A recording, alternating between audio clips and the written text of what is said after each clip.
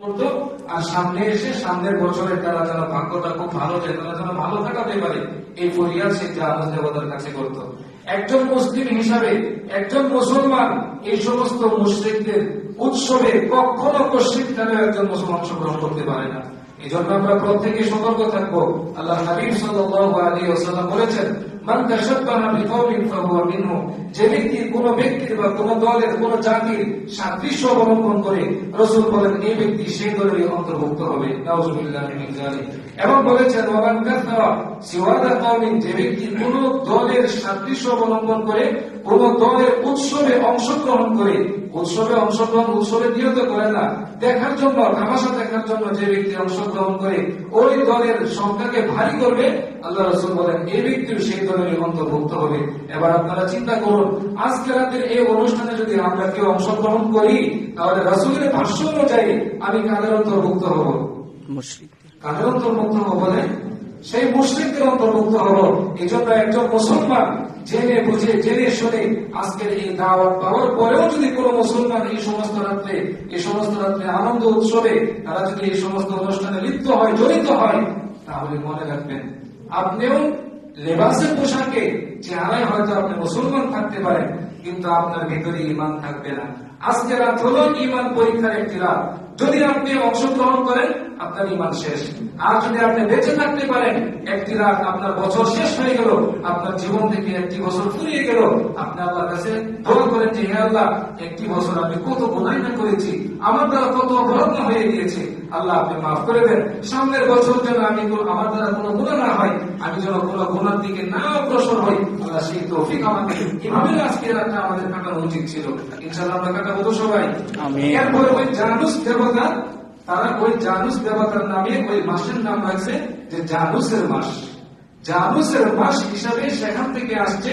আমরা আজকে যে ইংরেজি মাসের নামগুলো খুব যত্নের সাথে, খুব মহব্বত এবং ভালোবাসার সাথে নিজেরাও উচ্চারণ করি এবং বাচ্চাদেরকেও শিখে মুখস্থ করাই। এই জানুয়ারি মাস কোথেকে আসলো?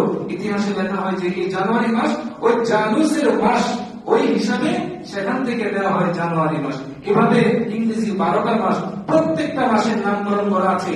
প্রাচীন মুশরিকরা ওরা এক একটা দেবীর নামে, এক একটা দেবতার নামে এই জানুয়ারি মাস, ফেব্রুয়ারি মাস, March, April, May, June, July, August, September, October, November, December পর্যন্ত প্রত্যেকটা মাসের নামকরণ করা হয়েছে ওই মুশরিকদের বিভিন্ন দেব এবং দেবতার নামে।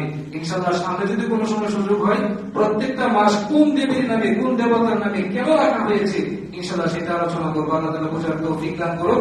এবং বিশেষ করে আজকের এই রজনীতে আমরা কোনোভাবেই যেন এই সমস্ত বিতর্কিতের উৎসবে অংশগ্রহণ না করি। আল্লাহ তাআলা আমাদের সকলের ঈমানকে হেফাজত করুন। আমিন। তারা যেন ভালো কাটাতে পারে, এই ফরিয়াদ সে জাহাজ দেবতার কাছে করত। একজন মুসলিম হিসাবে, একজন মুসলমান এই সমস্ত মুশরিকদের উৎসবে কখনো কশিনকালে একজন মুসলমান অংশগ্রহণ করতে পারে না। এই জন্য আমরা প্রত্যেকে সতর্ক থাকবো। আল্লাহ হাবিব সাল্লাল্লাহু আলাইহি ওয়াসাল্লাম বলেছেন, মান তাশাব্বাহা বিকওমিন ফাহুয়া মিনহুম, যে ব্যক্তি কোন ব্যক্তির বা কোন দলের কোন জাতির সাদৃশ্য অবলম্বন করে, রাসূল বলেন এই ব্যক্তি সেই দলের অন্তর্ভুক্ত হবে। নাউযুবিল্লাহি মিন যালিক।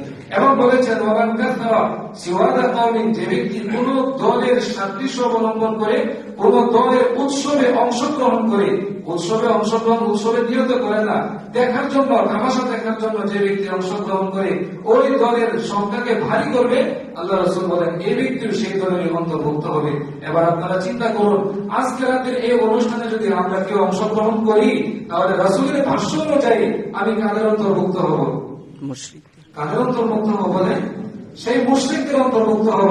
এই জন্য একজন মুসলমান জেনে বুঝে, জেনে শুনে আজকের এই দাওয়াত পাওয়ার পরেও যদি কোনো মুসলমান এই সমস্ত রাত্রে আনন্দ উৎসবে তারা যদি এই সমস্ত অনুষ্ঠানে লিপ্ত হয়, জড়িত হয়, তাহলে মনে রাখবেন আপনিও লেবাসের পোশাকে চেহারায় হয়তো আপনি মুসলমান থাকতে পারেন, কিন্তু আপনার ভিতরে ঈমান থাকবে না।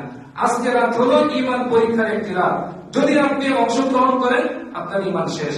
আর যদি আপনি বেঁচে থাকতে পারেন, একটি রাত আপনার বছর শেষ হয়ে গেল, আপনার জীবন থেকে একটি বছর ফুরিয়ে গেল, আপনি আল্লাহর কাছে দোয়া করেন যে হে আল্লাহ, একটি বছর আমি কত গুনাহ না করেছি, আমার দ্বারা কত অপরাধ না হয়ে গিয়েছে, আল্লাহ আপনি মাফ করে দেন। সামনের বছর যেন আমি আমার দ্বারা কোনো গুনাহ না হয়, আমি যেন কোনো গুনার দিকে না অগ্রসর হই, আল্লাহ সেই তৌফিক আমাকে। এভাবে আজকে রাতটা আমাদের কাটানো উচিত ছিল। ইনশাআল্লাহ আমরা কাটাবো তো সবাই। এরপর ওই জানুস দেবতা, তারা ওই জানুস দেবতার নামে ওই মাসের নাম রাখছে যে জানুসের মাস। জানুসের মাস হিসাবে সেখান থেকে আসছে। আমরা আজকে যে ইংরেজি মাসের নামগুলো খুব যত্নের সাথে, খুব মহব্বত এবং ভালোবাসার সাথে নিজেরাও উচ্চারণ করি এবং বাচ্চাদেরকেও শিখে মুখস্থ করাই। এই জানুয়ারি মাস কোথেকে আসলো? ইতিহাসে লেখা হয় যে এই জানুয়ারি মাস ওই জানুসের মাস, ওই হিসাবে সেখান থেকে দেওয়া হয় জানুয়ারি মাস। এভাবে ইংরেজি 12টা মাস, প্রত্যেকটা মাসের নামকরণ করা আছে।